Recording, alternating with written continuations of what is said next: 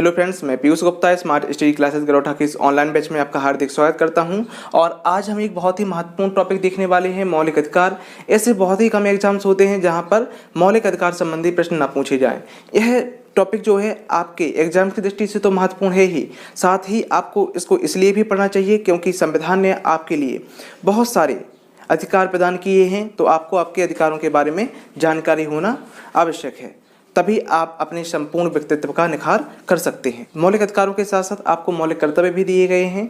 यदि आप मौलिक अधिकारों की सहायता से अपना संपूर्ण व्यक्तित्व का निखार करते हैं तो वहीं आप मौलिक अधिकारों की वजह से एक जागरूक नागरिक बनते हैं, क्योंकि मौलिक कर्तव्य जो हैं आपके आचार विचार में परिवर्तन कर आपको एक जागरूक नागरिक बनाने में सहायता करते हैं। तो सबसे पहले हम लोग मौलिक अधिकार की पृष्ठभूमि को समझते हैं कि मौलिक अधिकार क्या है। तो मौलिक अधिकार वे अधिकार होते हैं जो मौलिक एवं प्राकृतिक अधिकार होते हैं, अर्थात इनके अभाव में कोई भी व्यक्ति अपना सामाजिक, आर्थिक, राजनीतिक, शारीरिक, आध्यात्मिक और अपना संपूर्ण व्यक्तित्व का विकास नहीं कर सकता है। यदि जब व्यक्ति ही अपने संपूर्ण व्यक्तित्व का निखार नहीं करेगा या विकास नहीं करेगा तो राष्ट्र कैसे प्रगति के मार्ग पर आगे बढ़ सकता है। अर्थात कि हम कह सकते हैं कि राज्य को प्रगति के मार्ग पर बढ़ाने के लिए तो व्यक्तियों को स्वतंत्रता देना भी आवश्यक है, क्योंकि व्यक्तियों की स्वतंत्रता से ही व्यक्ति का विकास होगा और साथ साथ में देश का भी विकास होगा। तो हम लोगों ने मौलिक अधिकार की थोड़ी सी पृष्ठभूमि को समझा है। तो इसके बाद देखते हैं कि मौलिक अधिकार संबंधी ऐतिहासिक पृष्ठभूमि क्या रही है। तो ऐतिहासिक पृष्ठभूमि देखते हैं कि सर्वप्रथम यह हमें कहाँ पर देखने को मिलते हैं, ब्रिटेन में देखने को मिलते हैं। ब्रिटेन में सन 1215 की बात है कि यहाँ जो सम्राट थे, सम्राट का क्या नाम था, सम्राट जॉन। सम्राट जॉन ने ब्रिटिश जनता को अधिकार पत्र सौंपा, जिसे हम मैग्ना कार्टा के नाम से भी जानते हैं। यह पहला मौका था जब किसी देश की जनता को इतनी सारी स्वतंत्रताएं दी गई थीं। और किसने दी थी? सम्राट जॉन ने दी थी। ऐसा नहीं कि सम्राट जॉन ने स्वयं इसको प्रदान की थी, जनता ने विद्रोह किया था और सम्राट जॉन को स्वतंत्रता देने के लिए बाध्य किया था। इसके बाद हमें दोबारा स्वतंत्रताएं कहाँ देखने को मिलती हैं? 1789 की क्रांति में। कहाँ पर? 1789 क्रांति। आप जानते हैं फ्रांस में क्रांति हुई थी 1789 ईस्वी में। इसने संपूर्ण विश्व को 3 नारे दिए। कौन कौन से? स्वतंत्रता, समानता और बंधुत्व। संपूर्ण देश को 3 नारे दिए, स्वतंत्रता, समानता और बंधुत्व। और सर्वप्रथम अपने संविधान में मौलिक अधिकारों को किसने शामिल किया? तो फ्रांस ने शामिल किया। और यहीं से सभी देशों ने मौलिक अधिकारों को अपने संविधान में शामिल करने की प्रथा शुरू की। इसके बाद देखते हैं कि अमेरिका में क्या प्रावधान रहा है। तो मूल अमेरिकी संविधान में मौलिक अधिकारों का वर्णन नहीं किया गया था, जबकि 10वें संविधान संशोधन, कब? 10वें संविधान संशोधन 1791 के द्वारा मौलिक अधिकारों को अमेरिकी संविधान में जोड़ा गया। जो भारतीय मौलिक अधिकार हैं किस देश से प्रेरित हैं? तो अमेरिकी संविधान से ग्रहण किए गए हैं भारतीय मौलिक अधिकार। तो हम लोगों ने जो विश्व की पृष्ठभूमि है उसको समझा है। अब हम भारतीय पृष्ठभूमि को समझते हैं कि भारतीय इतिहास में कहाँ और कब मौलिक अधिकारों की बात की गई है। तो भारतीय पृष्ठभूमि में समझते हैं कि सर्वप्रथम 1895 ईस्वी में, कब? 1895 ईस्वी में स्वराज विधेयक के द्वारा, स्वराज विधेयक में मौलिक अधिकार की बात की गई थी। इसके अलावा 1928 में नेहरू रिपोर्ट आई थी, इसमें भी मौलिक अधिकारों को शामिल किया गया था। इसके बाद देखते हैं कि संविधान सभा में क्या क्या प्रावधान किए गए हैं मौलिक अधिकार संबंधी। तो सरदार वल्लभ भाई पटेल की अध्यक्षता में मौलिक अधिकार संबंधी एक समिति का गठन किया गया था। इसकी 2 उप समितियाँ भी बनाई गई थीं। इन्होंने बहुत रिसर्च करने के बाद कुछ सलाह संविधान सभा को दी। तो इन्हीं समिति एवं उप समिति की सलाह पर भारतीय संविधान में मौलिक अधिकारों को शामिल किया गया। अब इसके बाद देखेंगे कि मौलिक अधिकार किस भाग में है, किस अनुच्छेद से लेकर कहाँ तक वर्णित है और कितने मौलिक अधिकार भारतीय संविधान में वर्णित हैं, और बहुत सारे ऐसे प्रावधान जो हमारे लिए परीक्षा उपयोगी हैं। तो देखते हैं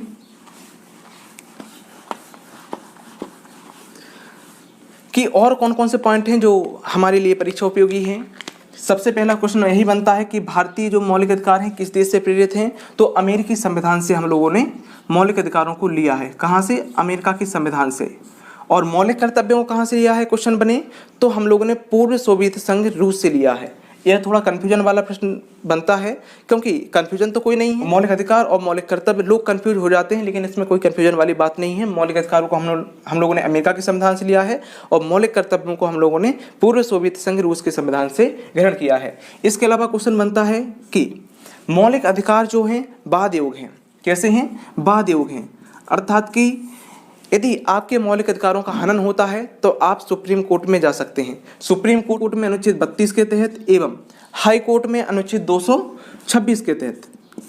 एक क्वेश्चन बने हैं कि हाई कोर्ट में किस अनुच्छेद के तहत जा सकते हैं, तो अनुच्छेद 226 के तहत जा सकते हैं एवं सुप्रीम कोर्ट में अनुच्छेद 32 के तहत जा सकते हैं। तो हम लोगों ने देखा कि कहाँ से लिए हैं, तो अमेरिका के संविधान से लिए हैं और ये जो हैं बाध्ययोग हैं। इसके अलावा एक और महत्वपूर्ण विशेषता है कि भारतीय संविधान में मौलिक अधिकारों को बहुत ही विस्तृत रूप में वर्णित किया गया है। जहाँ विस्तृत रूप में वर्णित भी किया गया है, बहुत सारी स्वतंत्रताएं दी भी गई हैं और इसके साथ साथ युक्त निर्बंधन भी लगाए गए हैं। अर्थात कि हम कह सकते हैं कि आपकी स्वतंत्रता वहीं तक है जहां तक कि आप किसी दूसरी की स्वतंत्रता में बाधक नहीं बनते हैं। कहां तक है? जहां तक कि आप किसी दूसरी की स्वतंत्रता में बाधक नहीं बनते हैं। तो हम लोगों ने एक बहुत अच्छी तरीके से पृष्ठभूमि को समझा है और हम देखते हैं कि भारतीय संवैधानिक दृष्टि में मौलिक अधिकारों को कहाँ पर शामिल किया गया है। अर्थात कि कुछ संवैधानिक प्रावधान देखते हैं कि संवैधानिक प्रावधान क्या रहे हैं। संवैधानिक प्रावधान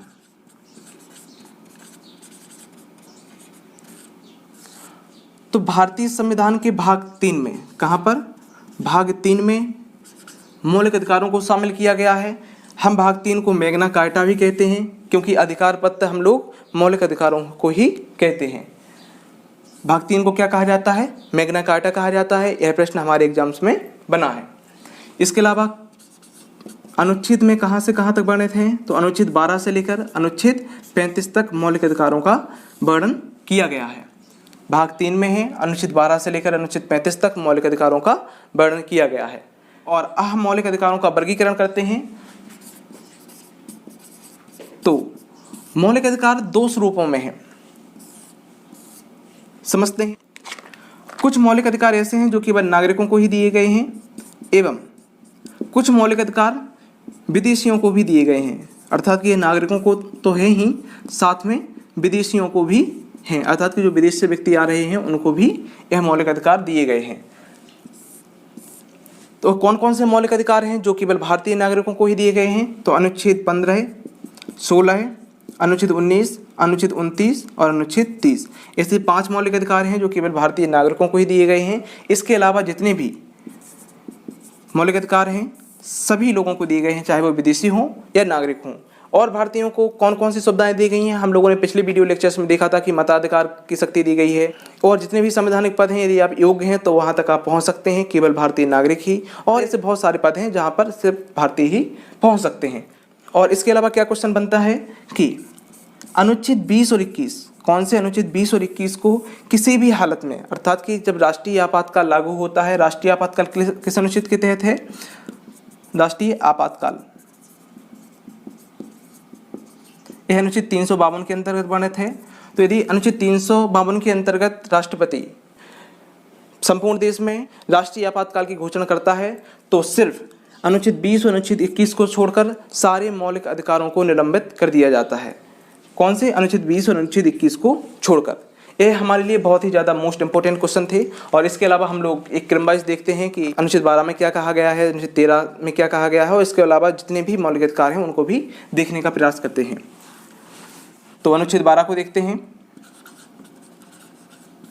अनुच्छेद 12 में राज्य की परिभाषा दी गई है। किसकी? राज्य की परिभाषा। अर्थात कि हम कह सकते हैं कि भारतीय संवैधानिक दृष्टि से राज्य क्या है, इसकी परिभाषा अनुच्छेद 12 में दी गई है। और अनुच्छेद 36 में भी इसी तरह की परिभाषा दी गई है। 2 ऐसे अनुच्छेद हैं जिसमें राज्य की परिभाषा दी गई है, अनुच्छेद 12 और अनुच्छेद 36। अनुच्छेद 12 में क्या दी गई है राज्य की परिभाषा, इसको देखते हैं कि केंद्र सरकार और संसद, इनको हम राज्य कहेंगे, राज्य सरकार और राज्य विधानमंडल, इनको भी हम क्या कहेंगे? राज्य कहेंगे। और जितने भी स्थानीय निकाय हैं ग्राम पंचायत हुआ, नगर पंचायत हुआ, क्षेत्र पंचायत हुआ, जिला पंचायत हुआ, नगर निगम हुआ, नगर पालिकाएं हुई। ये जो निकाय हैं हम लोग इनमें स्थानीय निकाय की श्रेणी में इनको रखते हैं। और इसके अलावा अन्य ऐसे प्राधिकरण जो सिर्फ राज्य के लिए कार्य करते हैं या राज्य के द्वारा संचालित किए जाते हैं, वो सारे क्या आएंगे, राज्य की श्रेणी में आ जाएंगे। तो हम लोगों ने राज्य की परिभाषा को एक अच्छे तरीके से देखा है। आप समझते हैं अनुच्छेद 13 को। अनुच्छेद 13 ज़्यादा मुश्किल तो नहीं है, लेकिन फिर भी हम लोग समझ लेते हैं, अभी तक पूछा नहीं गया है। अनुच्छेद 13 से एक ही प्रश्न बना है कि जो न्यायिक पुनरावलोकन की शक्ति है कहाँ से ली गई है, तो हम लोगों ने अमेरिकी संविधान से ली है। और किस अनुच्छेद में वर्णित है, तो अनुच्छेद 13 में वर्णित है।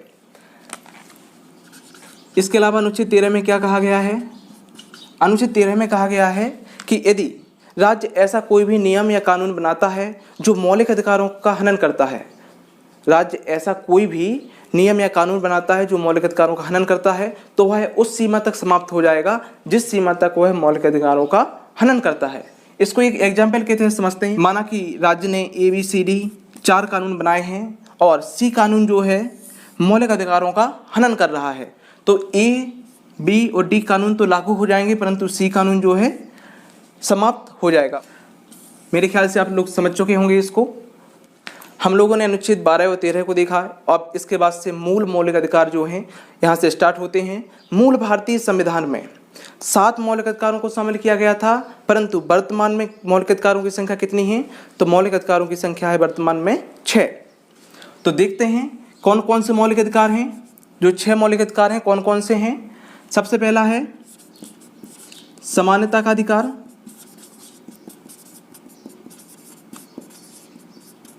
सेकंड है स्वतंत्रता का अधिकार, इसके बाद है शोषण के विरुद्ध अधिकार,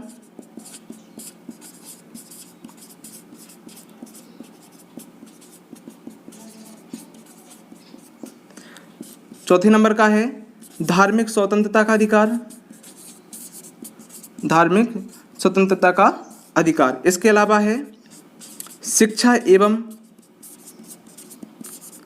संस्कृति को बनाए रखने का अधिकार, शिक्षा एवं संस्कृति को बनाए रखने का अधिकार।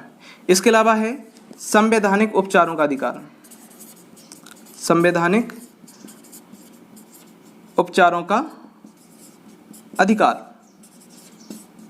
तो यह 6 मौलिक अधिकार हैं जो वर्तमान भारतीय संविधान में शामिल हैं। इसके अलावा एक और मौलिक अधिकार था जो मूल भारतीय संविधान में शामिल था, उसे हम संपत्ति के अधिकार के नाम से जानते हैं, संपत्ति का अधिकार। इसे मौलिक अधिकार से कब समाप्त कर दिया गया, कब हटा दिया गया, तो 44वें संविधान संशोधन 1978 के द्वारा इसे मूल भारतीय संविधान के मौलिक अधिकारों में से हटा दिया गया था और अब इसे अनुच्छेद 300 का के तहत एक विधिक अधिकार बना दिया गया है, विधिक अधिकार बना दिया गया है। यह क्वेश्चन बार बार पूछे गए हैं कि संपत्ति के अधिकार को कब हटाया गया है, तो 44वें संविधान संशोधन 1978 के द्वारा हटाया गया है। कहाँ पर शामिल किया गया है वर्तमान में, अनुच्छेद 300 का के तहत इसे शामिल किया गया है और क्या बना दिया गया है, एक विधिक अधिकार बना दिया गया है, अर्थात कि इस पर अब आप न्यायालय में नहीं जा सकते हैं। तो इसको देखते हैं कौन कौन से अनुच्छेद में वर्णित हैं। अनुच्छेद 14 से लेकर अनुच्छेद 18 तक इसका वर्णन किया गया है। अनुच्छेद 19 से लेकर अनुच्छेद 22 तक इसका वर्णन किया गया है। शोषण के विरुद्ध अधिकार इसका वर्णन अनुच्छेद 23 और अनुच्छेद 24 में किया गया है। धार्मिक स्वतंत्रता का अधिकार अनुच्छेद 25 से लेकर अनुच्छेद 28 तक इसका वर्णन किया गया है। शिक्षा एवं संस्कृति को बनाए रखने का अधिकार यह अनुच्छेद 29 और अनुच्छेद 30 में इसका वर्णन है। अनुच्छेद 31 में क्या था, संपत्ति का अधिकार शामिल था जिसे अब हटा दिया गया है। और संवैधानिक उपचारों का अधिकार यह अनुच्छेद 32 में शामिल है। यह हमारे मौलिक अधिकार थे। अब इनको हम डिटेल में देखते हैं। समानता का अधिकार, तो हम लोग पहला देखते हैं समानता का अधिकार।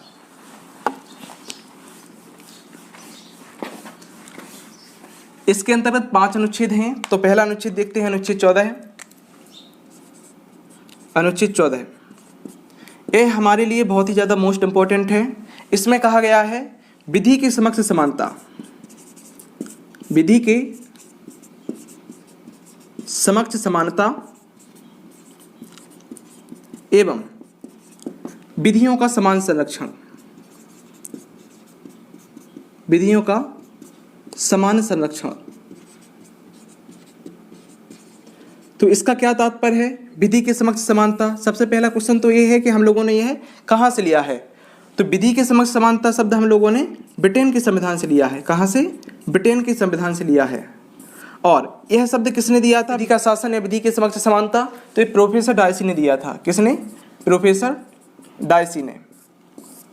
तो समझते हैं विधि के समक्ष समानता, इसका तात्पर्य यह है कि कोई व्यक्ति अमीर है या गरीब है, काला है या गोरा है, किसी भी जाति वर्ग का हो या किसी भी संप्रदाय का हो, राज्य उसके साथ विभेद नहीं करेगा, अर्थात कि राज्य के लिए सभी लोग समान हैं। और एक और एग्जाम्पल से समझते हैं इसको। माना कि कोई नॉर्मल इंसान है और एक कोई अधिकारी है। तो यह नॉर्मल इंसान यदि किसी की हत्या करता है तो माना कि इसे उम्र कैद दिया गया है, तो यह अधिकारी भी किसी की हत्या करेगा तो इसे भी उम्र कैद की सजा दी जाएगी। अर्थात कि जो नागरिकों के लिए है वह किसी भी पद पर बैठा हुआ इंसान है उसके लिए भी वही उपबंध है। अर्थात हम कह सकते हैं कोई भी संविधान से ऊपर नहीं है। इसके अलावा देखते हैं विधियों का समान संरक्षण। इसका क्या तात्पर्य है? तो विधियों के समान संरक्षण से तात्पर्य यह है कि माना कि कोई आईएएस ऑफिसर है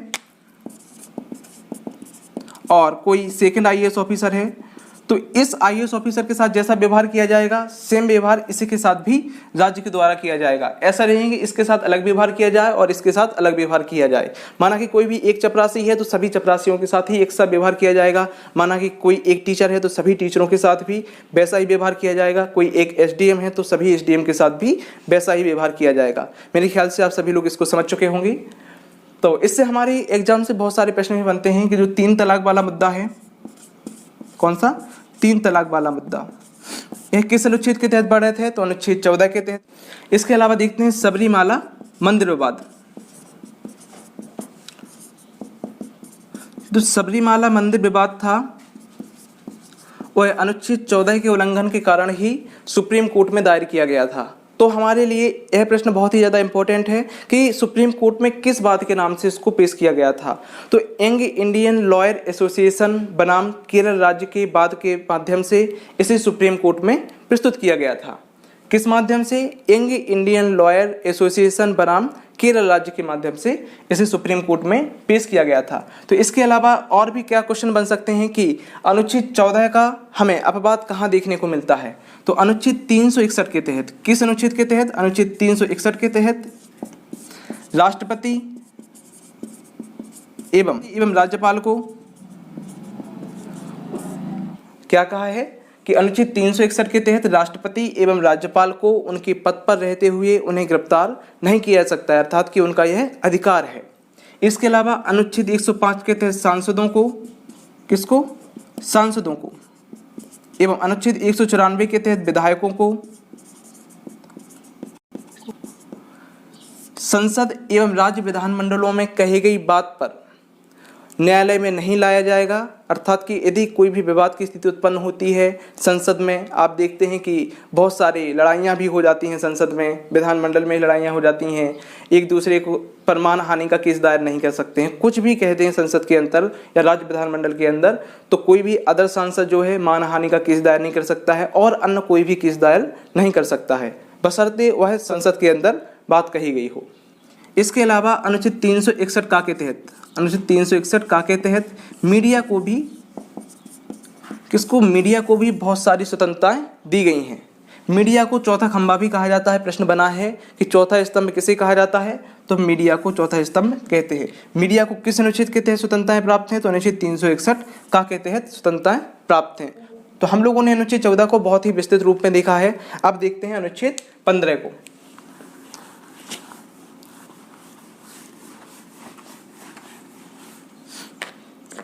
अनुच्छेद 15 को देखते हैं।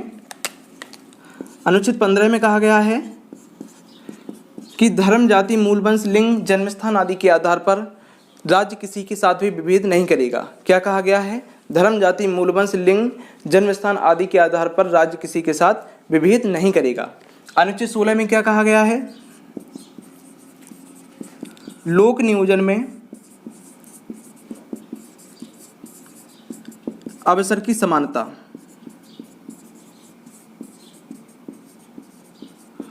अर्थात राज्य सरकारी नौकरी में सभी लोगों को समान रूप से अवसर देगा, परंतु वह विशेष वर्गों के लिए कुछ उपबंध कर सकता है। अनुच्छेद 16 क्या कहता है? लोक नियोजन में अवसर की समानता, परंतु राज्य विशेष वर्गों के संबंध में कुछ उपबंध कर सकता है। तो क्या उपबंध किए हैं? तो इसके तहत बहुत सारे आरक्षण दिए गए हैं। तो जो ओबीसी है उसको कितना % आरक्षण है? 27% आरक्षण दिया गया है। एससी है, एससी को 15% आरक्षण दिया गया है। एवं जो एसटी है इसको 7.5% आरक्षण दिया गया है। सुप्रीम कोर्ट ने कहा है कि यह आरक्षण 50% से अधिक नहीं हो सकता है। तो आप इसको कीजिए, आपका 49.5% ही निकल कर आता है। इसके अलावा प्रश्न यह उठता है कि अभी EWS अर्थात कि जो उच्च वर्ग के लोग हैं और आर्थिक रूप से कमज़ोर हैं उनको 10% आरक्षण देने की व्यवस्था की गई है। तो यदि इसको 49% में जोड़ दिया जाए तो फिर तो ये 59% हो जाएगा समथिंग। तो यह तो 50% को क्रॉस कर गया। तो फिर सुप्रीम कोर्ट ने कहा है, तो सुप्रीम कोर्ट की बात का खंडन हो गया। तो ऐसा नहीं है, यह 10% नौकरी या वैकेंसी है, अलग से निकाली जाएगी। इसको ऐसे समझ सकते हैं, माना कि पहले कोई वैकेंसी 100 निकल ली थी, तो अब कितनी निकाली जाएंगी वैकेंसी? 110 वैकेंसी निकाली जाएंगी, जिसमें 10% इनको दिया जाएगा, बाकी 100% में पुराने जैसा ही आरक्षण चलता रहेगा। इसके अलावा एक दो क्वेश्चन और बनते हैं कि मंडल आयोग ने ओबीसी की सिफारिश की थी, अर्थात कि ओबीसी आयोग के अध्यक्ष थे बीपी मंडल। इन्होंने ही 27% आरक्षण लागू करने की बात कही थी, जिसे 1990 में वीपी सिंह सरकार ने, किसने? वीपी सिंह सरकार ने लागू कर दिया गया था। इसके अलावा एक क्वेश्चन और बनता है कि अभी 102वें संविधान संशोधन 2018 के द्वारा ओबीसी आयोग को संवैधानिक दर्जा दिया गया है। 102वें संविधान संशोधन 2018 के द्वारा ओबीसी आयोग को संवैधानिक दर्जा दिया गया है। किस अनुच्छेद के तहत? तो अनुच्छेद 340 के तहत। अनुच्छेद 340 के तहत ओबीसी आयोग का वर्णन मिलता है। कब जोड़ा गया? 102वें संविधान संशोधन 2018 के द्वारा जोड़ा गया है। अनुच्छेद 16 को हम लोगों ने बहुत ही अच्छी तरीके से देखा है। अब देखते हैं अनुच्छेद 17 को।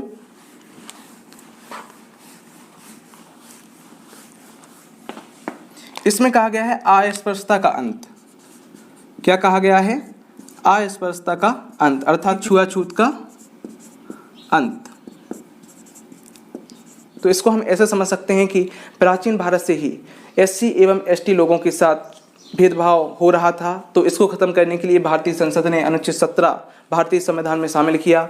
आप किसी एससी एवं एसटी व्यक्ति को अब ऐसे मना नहीं कर सकते हो कि आपकी, माना कि कोई दुकान है तो आप अन्य लोगों को सामान दे रहे हैं, लेकिन एससी एवं एसटी कैटेगरी के लोगों को आप सामान देने से मना कर दें और पानी देने से मना कर दें, और ऐसी बहुत सारी चीज़ें हैं जिससे आप मना नहीं कर सकते हैं। और जो आप अन्य लोगों को दे रहे हैं तो आप एससी एवं एसटी लोगों को भी आपको देना हो। तो मेरे ख्याल से आप लोग समझ चुके होंगे, क्योंकि आप सभी लोग इससे परिचित हैं।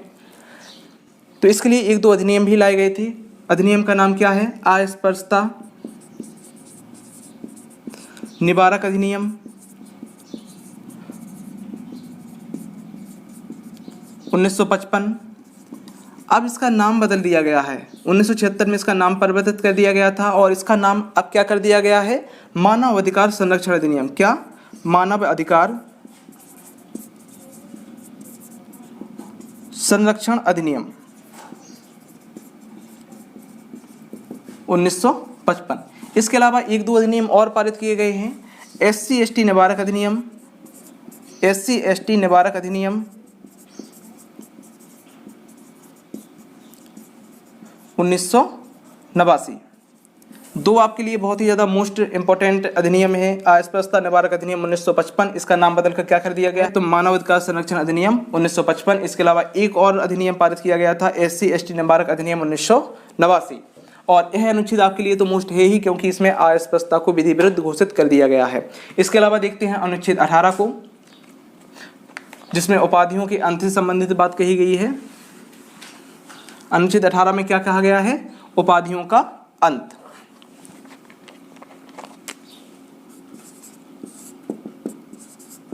उपाधियों का अंत अर्थात कोई भी राजा महाराजा आदि कोई भी उपाधि हो उसको धारण नहीं कर सकता है, बशर्ते कि वह शिक्षा और सैन्य संबंधी उपाधि ना हो। अर्थात कि शिक्षा संबंधी उपाधि और सैन्य संबंधी उपाधि को आप अपने नाम के उपसर्ग या प्रत्यय में लगा सकते हैं, अर्थात कि अपने नाम के आगे या पीछे लगा सकते हैं। और सैन्य संबंधी उपाधि भी लगा सकता है, जैसे मेजर, जनरल, ब्रिगेडियर, बहुत सारी ऐसी उपाधि हैं जो अपने नाम के आगे लगा सकता है। परंतु इसके अलावा अन्य कोई उपाधि वह अपने नाम के आगे या पीछे नहीं लगा सकता है। जैसे आप समझ सकते हैं भारत रत्न है, तो सचिन तेंदुलकर को भारत रत्न दिया गया है, आप सभी लोग जानते हैं। तो भारत रत्न एक पुरस्कार है, ना कि एक उपाधि। क्या है? भारत रत्न एक पुरस्कार है, उपाधि नहीं है। अर्थात कि जो सचिन तेंदुलकर हैं वह अपने नाम के आगे या नाम के पीछे भारत रत्न नहीं लगा सकते हैं। अर्थात कि वह यह नहीं बोल सकते हैं कि भारत रत्न सचिन तेंदुलकर या सचिन तेंदुलकर भारत रत्न, ऐसा कुछ वह अपने नाम के आगे या पीछे नहीं लगा सकते हैं। और भारत रत्न से संबंधित एक दो प्रश्न बनते हैं कि भारत रत्न का प्रारंभ कब किया गया था, अर्थात कि भारत रत्न देने कब शुरू किए गए थे। तो 1954 में भारत रत्न की शुरुआत की गई थी। 1977 में जनता पार्टी की सरकार बनी थी और उन्होंने भारत रत्न को समाप्त कर दिया था, और 1980 में दोबारा से कांग्रेस की सरकार बनती है और भारत रत्न को दोबारा से चालू कर दिया जाता है। तो मेरे ख्याल से आप सभी लोगों को यह सारी चीज़ें समझ में आ गई होंगी। तो आज का वीडियो लेक्चर यहीं पर समाप्त करते हैं। आपको यह वीडियो लेक्चर कैसा लगा आप कमेंट बॉक्स में बता सकते हैं, और यदि आपको इससे संबंधित कोई भी डाउट है तो आप कमेंट बॉक्स में प्रश्न भी पूछ सकते हैं। यदि आप इस लेक्चर की PDF डाउनलोड करना चाहते हैं तो आपको डिस्क्रिप्शन बॉक्स में टेलीग्राम चैनल की लिंक मिल जाएगी, आप वहां से जाकर इस लेक्चर की PDF डाउनलोड कर सकते हैं। इसके अलावा एक और महत्वपूर्ण जानकारी, यदि आपने अभी तक इस चैनल को सब्सक्राइब नहीं किया है तो आप इस चैनल को सब्सक्राइब कर लीजिए, ताकि जितने भी इंपॉर्टेंट और इंटरेस्टिंग वीडियो डाली जाएं आपके पास सबसे पहले। Okay friends, thank you.